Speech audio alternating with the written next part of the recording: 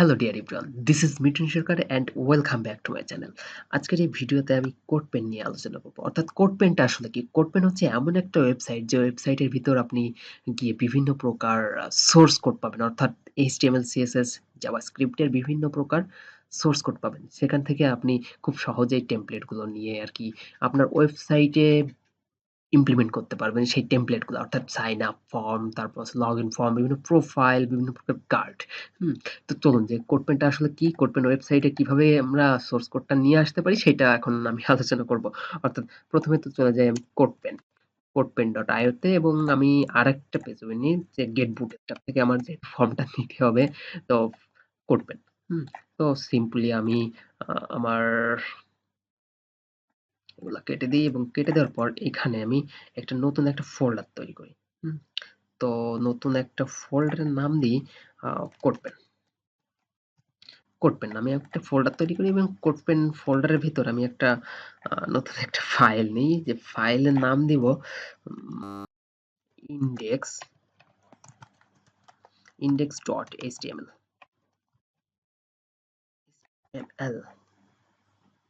এবং আরেকটা ফাইল নিব, যে ফাইলটার নাম থাকবে index.css। আর সিএসএস এর জন্য আমার আরেকটা ফাইল লাগবে। তো চলুন কোডপেনে চলে যাওয়া যাক। আচ্ছা, এখানে কিন্তু আমার অলরেডি কিন্তু সাইন আপ করা আছে। সাইন আপ করার পর আপনি কিন্তু এরকম একটা প্রোফাইল দেখতে পাবেন। তো মাই ওয়ার্ক, এখানে আপনি নিজের যে কাজগুলো সেগুলো জমা দিতে পারবেন, আবার অন্যের করা কাজও আপনি এখান থেকে নিতে পারবেন। তো আমি এখন দেখাবো যে লগ ইন পেজ। সিম্পলি আমি একটা লগ ইন পেজ ওপেন করি এবং এইখান থেকে গেট বুটস্ট্র্যাপ থেকে আমি আমার যে ফর্মটা আছে সেই ফর্মটা আমি, অর্থাৎ HTML CSS এর যে স্ট্রাকচারটা আছে সেই স্ট্রাকচারটা আমি এখানে নিয়ে নিব, সিম্পলি কপি করে নিব। হুম, তো আমার এই যে সাবলাইন টেক্সট ওপেন করি এবং সাবলাইন টেক্সট ওপেন করার পর আমার কিন্তু অনেকগুলা পেজ কিন্তু এখানে ওপেন করা আছে। সিম্পলি আমি এখান থেকে রিমুভ করে দিই এবং এখান থেকে এই যে ফোল্ডারটা আমি তৈরি করেছিলাম কোডপেন নামে, এই কোডপেনটা এখানে নিয়ে আসি এবং index.html পেজের ভিতর আমি আমার এই যে এখান থেকে যে কপি করেছিলাম যে টেমপ্লেট, এইটা বুটস্ট্র্যাপের যে বেসিক ফর্মটা, হুম সরি ফর্ম বলছি, এটা হচ্ছে স্ট্রাকচার। তো এখানে সিম্পলি আমি যে কাজটি করব, এই স্টকে উঠিয়ে দিই এবং সেভ করি।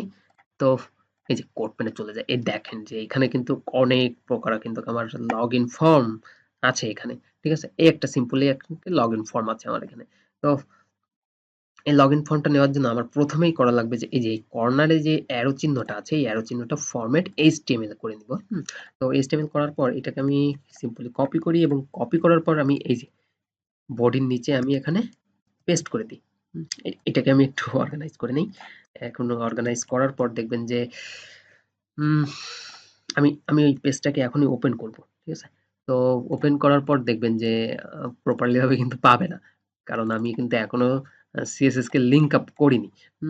তো এখন আমি সিএসএস কে লিংক আপ করি। তো ফার্স্ট আমার তো লিংক আপ করার জন্য লিংক টাইপ কি হবে, টেক্সট স্ল্যাশ সিএসএস এবং রিলেশন থাকবে, এটা রিএল রিলেশন থাকবে কার সাথে, স্টাইল সিটির সঙ্গে রিলেশন থাকবে এবং hyper reference HREF, hyper reference কার কাছে হবে, নিশ্চয়ই index.css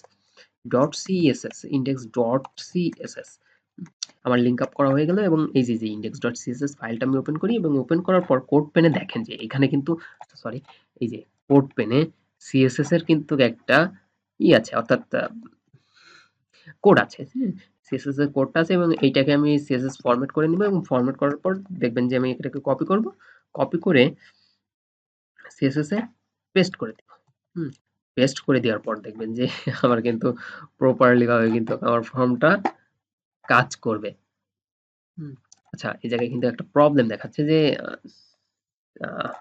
আচ্ছা, ইনডেক্স ডট সিএসএস, এখানে কিন্তু প্রবলেমটা হচ্ছে index dex dot style sheet index text slash CSS. আচ্ছা, রিলেশনে ও চলে আসছে, যার জন্য আর কি আমার ওই ফর্মটা পাচ্ছিল না। ঠিক আছে, তো এখন দেখেন যে প্রপারলি ভাবে কিন্তু আমার ফর্মটা পেয়েছে। তো এই ফর্মটা কিন্তু আমি লগ ইন ফর্মটা কিন্তু আমি আমার যে কোনো একটা ওয়েবসাইটে কিন্তু আমি সহজেই ব্যবহার করতে পারবো।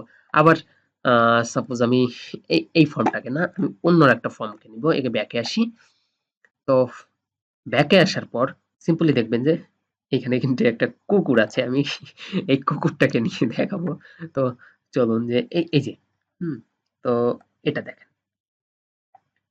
আমি যখনই এটাকে ক্লিক করব, এই যে ইনপুট বক্সের উপর ক্লিক করব, ক্লিক করার পর দেখবেন যে ওর মাথাটা হালকা করে বেঁকে যাবে। আর যখনই ৫ অর্ডারের পরে আসবো দেখবেন যে ওর চোখে হাত দিয়ে এরকম ভাবে চোখে হাত দিয়েছে। হুম? আবার যখনই আমি পাশে ক্লিক করব হাত থেকে কিন্তু চোখ থেকে কিন্তু হাতটা সরিয়ে নিবে।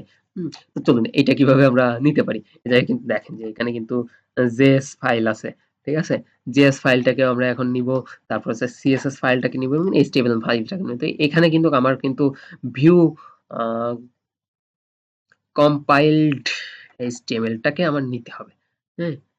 সো এটাকে নেওয়ার পর তো এখানে আমি সিম্পলি কপি করব এবং কপি করে এই যে আমার কিন্তু লগইন পেজটাকে আমি এখান থেকে সিম্পলি উঠিয়ে দিব। ঠিক আছে? কন্ট্রোল ভি এবং কন্ট্রোল সেভ দিই এবং সেভ দেওয়ার পর যদি ওই পেজটাকে রিফ্রেশ দিই, রিফ্রেশ দিলে দেখবেন যে কিন্তু কাজ করছে না। ঠিক আছে? তো আমি এখনো কিন্তু সিএসএস এর যে ইটা আছে অর্থাৎ সিএসএস এর যে কোডগুলা আছে সেই কোডগুলা কিন্তু আমি এখনো নিয়ে আসিনি। হ্যাঁ? এই কোডগুলা কিন্তু নিয়ে আসিনি। এখন এই যে ভিউ কম্পাইলড সিএসএস এ গিয়ে ক্লিক করব এবং ক্লিক করার পরে এটাকে কন্ট্রোল এ এবং কন্ট্রোল সি দিয়ে কপি করে সিম্পলি আমি এখানে কন্ট্রোল এ কন্ট্রোল ভি অর্থাৎ পেস্ট করে দিই। পেস্ট করে দিলে দেখবেন যে আমার পেজটা প্রপারলি ভাবে পাচ্ছে। ঠিক আছে? এখন দেখেন কিন্তু মানে নিজের জিহ্বা কিন্তু বের করতেছে। কিন্তু আমি যখনই ইনপুটে ক্লিক করব, ইনপুটে ক্লিক করলে কিন্তু আমার কাজ কিন্তু প্রপারলি ভাবে হচ্ছে না। আবার পাসওয়ার্ডে ক্লিক করলে এরকম ভাবে হাত দিচ্ছিল। কিন্তু এটা কিন্তু এখানে কিন্তু হাত দিচ্ছে না। তো এটাকে করার জন্য আমার কিন্তু জাভাস্ক্রিপ্ট ব্যবহার করা হয়েছে। তো এখানে আমার সিম্পলি কাজ করতে হবে যে এই যে ফরম্যাট জাভাস্ক্রিপ্ট এ নিয়ে গেলাম। নিয়ে যাওয়ার পর এটাকে সিম্পলি কপি করব। কপি করার পর এই যে index.html এর ভিতর এই যে স্ক্রিপ্টের ভিতর আমি স্ক্রিপ্ট এসআরসি এবং এইখানে যে কোডটা লিখেছিলাম সিম্পলি কিন্তু আমি এখানে পেস্ট করে দিব। হুম, পেস্ট করে দেওয়ার পর দেখবেন যে আমার কোডটা যদি প্রপারলি ভাবে হয় তাহলে কিন্তু প্রপারলি ভাবে কাজ করবে। তো আমি এখানে ক্লিক করি দেখেন যে এখন কিন্তু মাথাটা তার মুভ করেছে। এখন যদি আমি পাসওয়ার্ডে ক্লিক করি, পাসওয়ার্ডে ক্লিক করলে নিজের হাত কিন্তু চোখের উপর দিবে যে আমি আমার পাসওয়ার্ডটা দেখব না।